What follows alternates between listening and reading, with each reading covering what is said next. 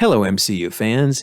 Today we're going to look at the fact that Daredevil will soon be arriving in She-Hulk, but we still have the question of exactly which one we're going to get.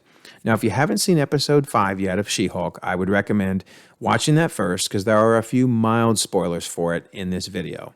But assuming you've already seen episode 5, then let's dive right in and see if we can figure out exactly which Daredevil we're going to be seeing soon. So in episode 5 of She-Hulk, we get a cool sneak peek at Daredevil's new helmet. It's even more yellow than I thought. I love it. It's going to be so cool to see his full costume. And this scene takes place when She-Hulk herself is getting her costume made by a superhero costume designer. And unfortunately, it does not turn out to be the ever-lovable Melvin Potter.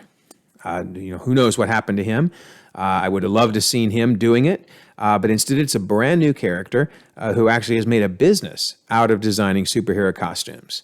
So what I guess I found interesting was, not conclusive by any means, that it wasn't Melvin Potter, but it's just interesting. That's one small shift away from the Netflix series, because he certainly was an awesome character, and I'd love to see him come back again. So it really raises the question of which Daredevil are we going to get? Well, and a very recent interview by Charlie Cox with Extra might provide us even more hints. He said that my feeling, based on the title, Born Again, I think that the sense is it's going to be a new beginning. It's going to be different. It's going to be tonally different. It's going to be new stories and new ideas. And it's like Kevin Feige said, it's season 1, not season 4. So it's a whole new thing, which I think is the right way to go, Like, you're going to do it again, let's do it differently, So, interesting quote. Certainly seems like Charlie Cox is under the impression that it's going to be a different Daredevil. Almost a soft reboot or maybe even a hard reboot. And you throw in that Kevin Feige himself appears to have said that this is a season 1, not a season 4. Boy, it makes you think more and more that this is not going to be a continuation of the things from the previous series, that it's going to be a turn to the left or to the right, but a new character, a new take on the character. So I guess it raises this question of, are the Netflix shows a boon or are they baggage? And of course, if you ask the fans, the vast majority is going to say, they're a boon. It's some of the best TV that Marvel's ever put out. But the question is, what does Marvel think? Does Marvel view them as a boon or baggage? And I hate to keep picking on the guy, but man, Iron Fist, I'm looking at you. You're really making this difficult for Marvel, I think. I mean, they're obviously bringing forward Daredevil. I can't imagine we won't see Jessica Jones soon. I'd love to see Luke Cage. I don't think we're going to see Iron Fist. And if you don't bring all 4, what do you do then? What do you do with the Netflix shows?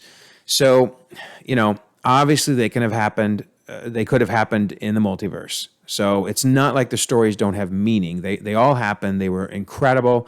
I still recommend anyone and everyone watch them if you haven't seen them yet. But you do have to wonder if Marvel's going to make a hard break here and go a different direction. And one possible reason, I guess, is the shows are definitely R-rated.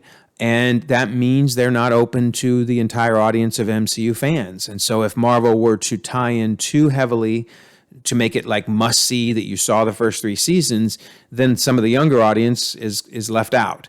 That's another possibility. I would hope Marvel doesn't make a decision based solely on that, but it does seem more and more that we're seeing a hard break. And what's kind of a bummer is the Netflix shows would have been the easiest theoretically to pull over. They don't have any real issues like maybe Agents of S.H.I.E.L.'s later seasons did with some of the time travel and other things. Runaways had a time travel episode.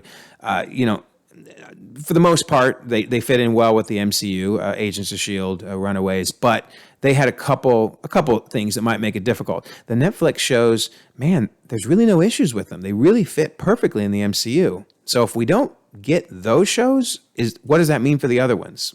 Don't know. Obviously, we don't know. So we don't want to, though, go too far down this path. The bottom line is it was one quote from Charlie Cox.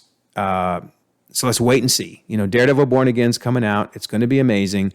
And we're going to learn. We know they're pulling forward a lot of the characters, Kingpin, obviously. They're probably going to bring forward others. So, all we're getting is slow drip hints at the direction Marvel's going to take. I wish Marvel would just come out and say once and for all, but maybe Kevin Feige would say, I said it was season 1. What more do you need me to tell you?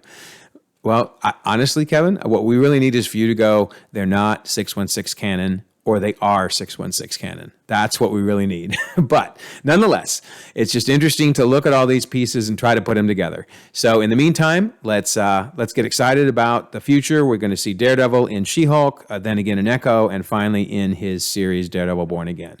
So like this video if you don't mind.